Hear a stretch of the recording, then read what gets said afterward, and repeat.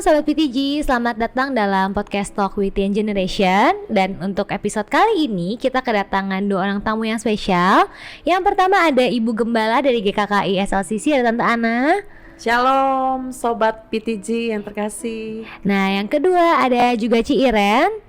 Boleh disapa Ci? Shalom Sobat PTG. Oke, nah dalam episode kali ini kita akan membahas sebuah tema yaitu Successful Woman. Nah buat para pendengar Sobat PTG yang laki-laki jangan di skip karena ini juga bisa memberikan sudut pandang yang baru mengenai wanita. Nah Tante Ana, Ci Iren, kalau Successful Woman itu kan biasanya orang-orang dunia itu memandang adalah wanita yang sukses dalam karir, dalam kehidupan sehari-hari gitu ya. Nah kita mau bahas mengenai successful woman yang sebenarnya tuh apa sih gitu. Tapi kan parameter sukses menurut setiap orang kan beda-beda nih. Nah yang pertama kita mau tahu dulu kalau berdasarkan firman Tuhan itu peranan wanita itu sebenarnya apa sih Tante? Baik, perkenalkan dulu, nama saya Ibu Ana. Silakan. Saya seorang ibu rumah tangga. Saya juga seorang yang melayani, mendampingi Bapak Gembala dalam melayani sebagai gembala di GKKI SLCC di Jakarta. Peran wanita itu sangat besar ya. Peran wanita itu sangat berpengaruh dan kontribusi seorang wanita di dalam setiap aspek hidup itu sangat berperan sekali. Ada 3 aspek ya sebenarnya peran wanita itu, yaitu di keluarga, di gereja maupun di masyarakat. Oke. Jadi itu Sela. Jadi wanita itu sangat berperan, berperan di 3 tempat itu gitu loh, di gereja, di keluarga dan juga di masyarakat. Oke, kalau bisa lebih detail Tante, maksudnya peranan dan tanggung jawab wanita kalau tadi di keluarga, di komunitas, di masyarakat. Baik. Itu ngapain aja sih Tante peranan wanita itu? Iya, kalau di keluarga pertama ya, di keluarga peran wanita itu seperti di firman Tuhan di dalam Kejadian 2 ayat 18, Tuhan jadikan wanita itu sebagai penolong. Di dalam Amsal 31 wanita itu melayani anak-anak, melayani suaminya, dan menjadi wanita yang tekun, rajin. Dan di tengah masyarakat itu wanita itu sangat berperan, yaitu bagaimana dia berkiprah mengambil bagian di pelayanan di masyarakat. Jadi gitu. Jadi di firman Tuhan itu jelas sekali mengatakan kepada kita, khususnya di keluarga, kita itu wanita itu sebagai penolong. Penolong, bukan perongrong loh, bukan penodong ya. Jadi di tengah keluarga juga wanita harus memiliki citra diri yang baik, yaitu melayani keluarga, melayani suami, anak-anak. Dan wanita itu juga harus memiliki kasih, yaitu mengasihi keluarga, mengasihi orang-orang yang dia layani di rumah. Begitu juga di masyarakat maupun di tengah-tengah gereja. Itu saya. Berarti wanita itu sebenarnya berfungsi sebagai seseorang yang menolong dan menopang itu. Betul, ya? Betul sekali. Oke, aku mau ke Ci Iren. Nah, Ci Iren boleh mungkin diceritain dulu sedikit backgroundnya. Selain sebagai ibu rumah tangga, ada profesi lain nggak tuh Ci Iren? Ya, sebelumnya saya perkenalkan dulu diri saya. Boleh. Saya Iren. Saya sudah menikah baru 15 tahun. Udah lama Ci. 15 tahun lama. Ya, jadi awal-awal memang saya ibu. Waktu awal menikah saya masih bekerja di kantoran. Setelah menikah dan punya anak, saya bekerjanya 24 jam di rumah. Selain itu juga saya punya bukannya bisnis sih sebenarnya, karena saya melakukannya juga bukan, dasarnya tuh juga bukan bisnis gitu. Hobi aja kali ya. Jadi membuat bentois. Jadi saya seorang bentois juga. Oke. Nah, kalau menurut Ci Iren nih, kan Ci Iren selain jadi ibu rumah tangga, menjalankan hobi juga dan dulu pernah terlibat juga di marketplace gitu ya. Nah, kalau menurut Ci Iren, peran wanita itu sebenarnya apa sih, Ci? Kalau saya pribadi sih, saya lebih ke nomor 1 itu pelayanan di keluarga gitu. Jadi kalau keluarganya bisa kita telayani dengan baik, baru di luar bisa melakukan hal yang lain. Gitu. Oke. Jadi tadi itu adalah tentang melayani wanita. Jadi bagaimana menjadi penolong untuk pasangan hidup kita dan juga melayani anak-anak Iya. gitu ya. Karena kan orang tua itu adalah fungsi utama yang mendidik terutama gitu ya betul. di rumah. Nah, tadi kan kita sempat bahas nih rumah tangga dan juga karir. Nah, kalau kita lihat hari-hari ini nih kan Tante juga dulu sebelumnya pernah jadi pramugari ya Tante di salah satu Betul. maskapai penerbangan. Betul sekali. Nah, banyak kan wanita yang merasa galau gitu ya, bingung antara sebenarnya mau sih jadi full time mom gitu 24 jam di rumah sama anak-anak. Tapi kan ada juga kebutuhan di mana mereka harus penuhi dengan cara mereka bekerja. Ya. Nah, kalau Tante memandang ini gimana sih Tante, bagaimana cara mengimbanginya? Baik, semuanya kita harus memilih. Jadi harus ada keseimbangan dalam panggilan kita nih apa. Kalau kita di keluarga sebagai seorang ibu rumah tangga ya kita bertanggung jawab mengatur rumah tangga dengan sebaik-baiknya, dan kita juga terpanggil menjadi wanita karir gitulah ya dikatakan begitu. Jadi memang harus kita mengatur dan menjadi seimbang antara pekerjaan di rumah dan di pekerjaan di luar ya kalau berkarir gitu ya. Saya dulu puji Tuhan, Tuhan percayakan untuk bisa tugas di suatu perusahaan penerbangan, dan puji Tuhan karena waktu itu masih belum punya anak ya. Habis menikah saya masih terbang, masih berdua lah sama bapak begitu ya. Dan puji Tuhan itu bisa saya atur dengan baik.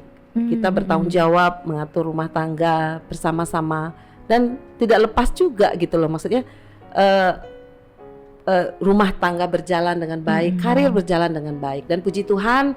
Dan hari ini Tuhan panggil saya untuk melayani Tuhan, itu juga sebuah panggilan yang begitu spesial. Tuhan panggil karena jauh lebih tinggi kita melayani Tuhan dan melayani sama gitu. Oke, nah kalau boleh tahu Tante, kan Tante sekarang selain jadi ibu gembala, juga kan anak-anak di rumah masih ada nih 3 nih Tante. Ya.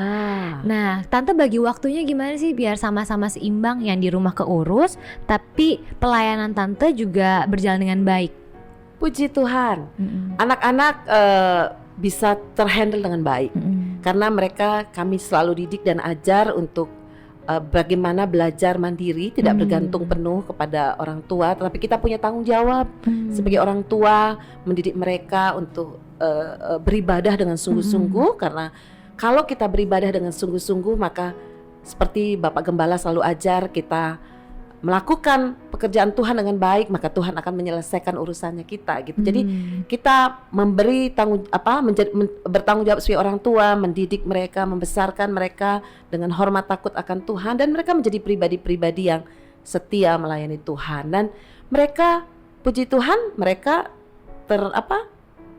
di rumah mereka terawat dengan baik, dan keluar pun kami sebagai orang tua ya bangga punya anak-anak yang terbentuk di rumah dengan kuat. Jadi mereka keluar pun menjadi pribadi-pribadi yang kuat karena kita mendidiknya. Utamanya itu takut sama Tuhan, sungguh-sungguh dengan Tuhan. Berarti dengan menjadi seorang wanita yang bertanggung jawab di rumah itu memberikan teladan buat anak-anak gitu ya Tante. Oke, nah kalau Ci Iren nih, Ci Iren pernah gak sih mengalami dilema antara harus ngurus rumah tapi juga ada pekerjaan di luar? Nah, Ci Iren gimana mengatasinya? Ya, karena sebagai bentois saya untuk waktu itu lebih fleksibel, jadi nggak seperti orang yang kerja kantoran 8 ke jam 5 gitu ya. Tapi terkadang yang pergi keluar kota misalnya ikut pelayanan mission trip yang sampai butuh waktu berhari-hari, dan yang bersamaan juga anak ada ulangan atau ujian. Jadi kalau saya sih menggunakan satu buku ini. Jadi walaupun saya ibu rumah tangga, saya juga nggak mau kalah sama wanita karir yang punya agenda. Ada medianya. Iya, jadi saya catat gitu loh. Jadi sebelum pergi pun 1 minggu sebelumnya saya biasanya udah membuat delegasi tugas. Jadi bajunya apa, ulangannya apa, dia harus malam itu dia tidur di mana Oh, gitu. gitu. Ya. Jadi semuanya udah diatur di sebelumnya. Oke, berarti tetap dijaga keseimbangannya dengan cara mempersiapkan diri dengan baik Iya. gitu ya, Ci. Yang penting adalah bagaimana kita tidak meninggalkan tanggung jawab yang satu untuk tanggung jawab yang lain. Betul. Oke. Nah, sekarang aku juga mau bahas tentang satu pandangan yang kalau zaman sekarang sih sebenarnya udah banyak berkurang.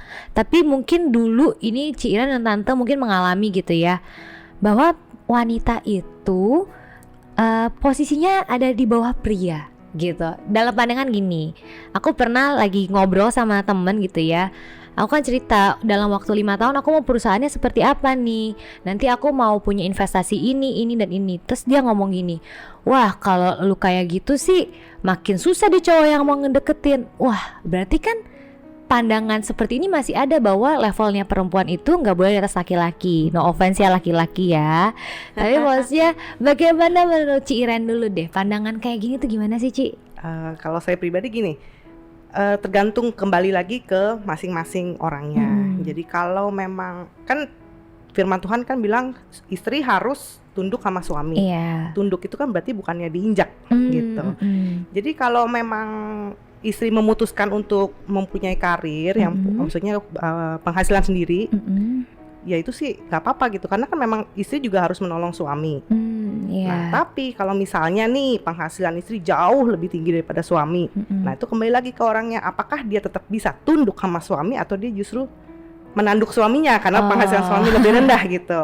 Jadi sebenarnya bukan pengaruh sama pekerjaannya tapi lebih ke pribadinya ya. Apakah kita mau ikutin firman Tuhan sesuai dengan firman Tuhan gitu. Oke, jadi tetap pribadinya yang memutuskan apakah dia bisa menundukkan diri atau enggak. Nah, kalau menurut Tante gimana Tante?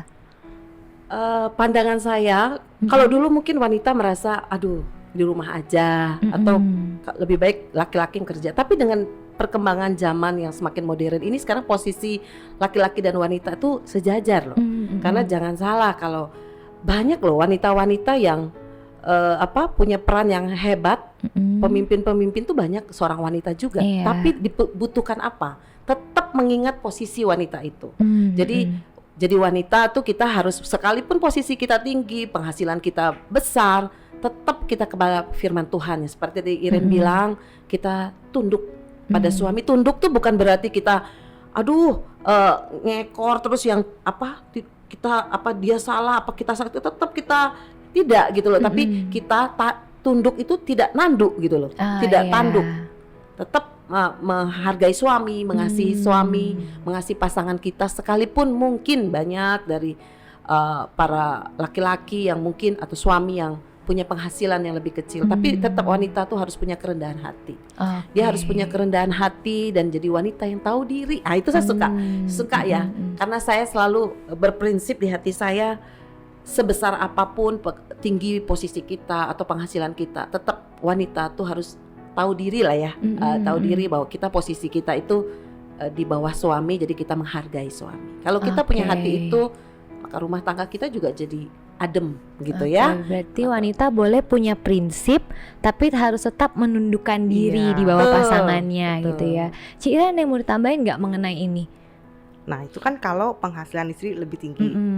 Kalau misalnya suami aja yang bekerja, tetap kan di Alkitab juga wanita sebagai penolong. Jadi ya cari-carilah tambahan gitu loh untuk bisa membantu sedikitnya.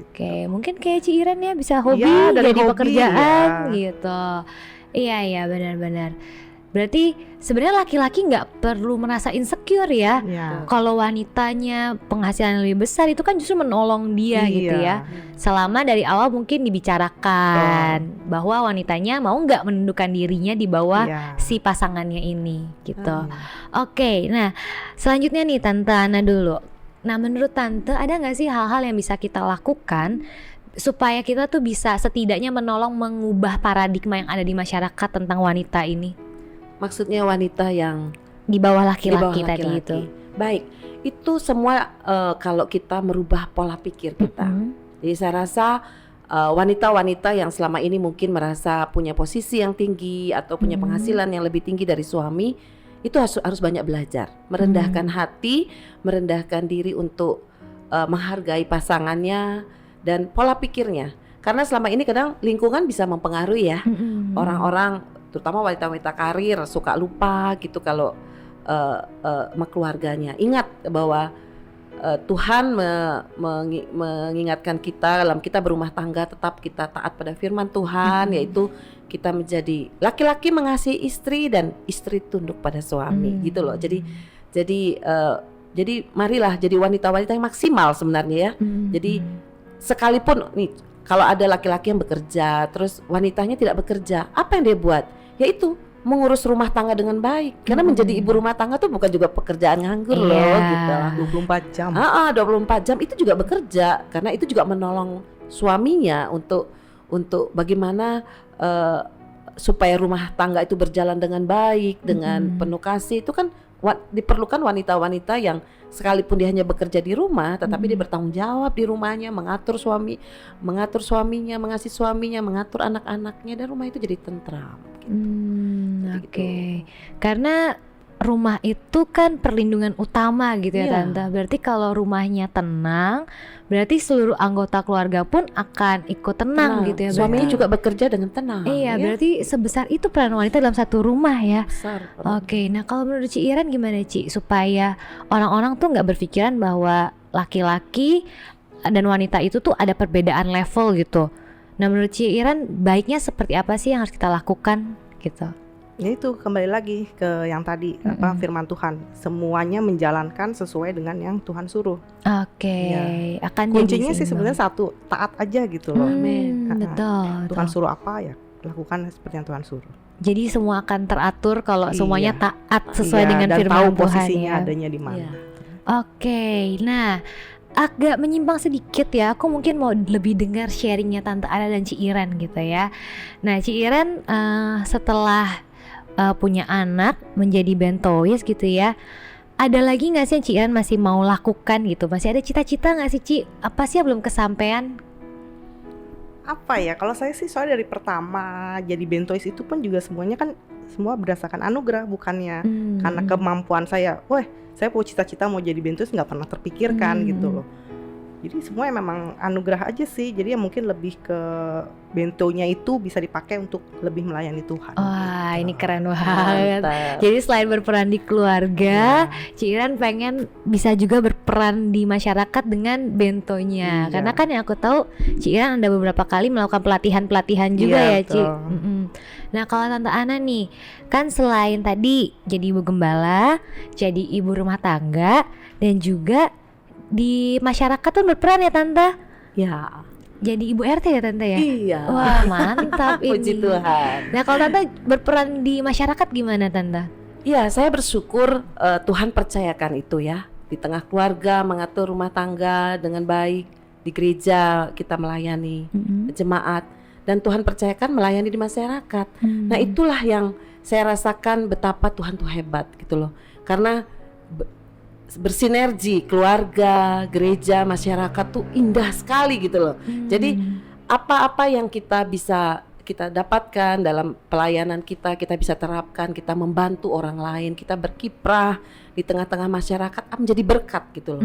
Karena itu kan perintah Tuhan juga kita mengambil bagian di dalam pekerjaan Tuhan di tengah-tengah masyarakat dan membawa dampak yang luar biasa kepada masyarakat yang kita layani. Jadi luar biasa. Saya bersyukur bisa mengambil bagian di tengah-tengah masyarakat sebagai ketua RT, dan apa yang bisa kita lakukan, bukan apa ya untuk saya tidak pernah berpikir begitu, apa yang bisa menyenangkan orang lain gitu loh. Dan puji Tuhan semua berjalan dengan baik. Wes, itu mantap ya Tante kalau tiga-tiga bisa dijuggling dengan sedemikian rupa, indah jadinya. Nah, Ci Iren, kita mau balik lagi dikit. Ini kan kita lagi dalam kondisi pandemi saat ini nih ya. Nah, tadi kan Ci Iren bilang anak-anak kalau mau ujian, mau ulangan itu diawasi. Nah, Ci Iren gimana Ci kemarin ini anak-anak sekolah di rumah? Ci Iren menemaninya seperti apa Ci? Jadi untuk yang satu kan udah SMP, saya pun udah nggak ngerti dengan pelajarannya gitu. Jadi untuk yang SD saya dampingi untuk pelajarannya semuanya ulangan, belajarnya bersama saya gitu. Cuma memang awal-awalnya itu agak susah ya, karena kan basicnya bukannya guru. Jadi ya lumayan bertanduk sih waktu awal-awalnya. Tapi semakin udah jalan udah sebulan gitu udah terbiasa sih sekarang. Tambah profesi baru berarti Iya, jadi guru ya, jadi guru private di rumah. Iya. Oke, nah dari pembicaraan kita pada hari ini nih, aku boleh tarik kesimpulan gini bahwa peranan wanita itu yang paling penting adalah sebenarnya sebagai penolong buat suaminya, merawat rumah tangga, dan juga kalau bisa berkiprah di masyarakat, di karir itu pun bonus gitu ya. Iya. Jadi yang penting adalah bagaimana seorang wanita ini mempunyai rasa tanggung jawab gitu ya, dan dia mau mengaturnya. Yang penting maunya itu ya, karena kan kalau dari awal dia sendiri udah kebingungan sendiri, itu pasti berantakan tuh ya Tante kemana-mana gitu. Nah terakhir, ada nggak pesan dari Tante dan Ci Iren untuk wanita-wanita atau mungkin pria-pria yang nonton podcast hari ini? Boleh Tante dulu silakan. Baik, pesan-pesan untuk wanita, jadilah wanita yang maksimal di dalam Tuhan. Kalau kita maksimal dalam segala hal, pasti kita akan melakukan yang terbaik. Itu, jadilah wanita-wanita yang maksimal, pasti dipimpin oleh Tuhan. Oke, silakan Ci Iren, boleh ada pesan-pesan? Iya, jadilah wanita yang mengasihi Tuhan, yang taat sama firman Tuhan. Jadi dengan situ ya pokoknya mengalir aja, ikuti sesuai dengan yang Tuhan mau. Oke, terima kasih Tante Ana, terima kasih Ci Iren untuk pelajarannya. Aku banyak belajar siang hari ini, mendapatkan banyak insight-insight baru gitu ya, bahwa menjadi wanita itu ternyata susah-susah gampang ya, banyak peranannya. Oke teman-teman Sobat PTG, terima kasih sudah menyaksikan episode hari ini, dan sampai jumpa lagi dalam episode podcast Talk with Young Generation selanjutnya. Shalom.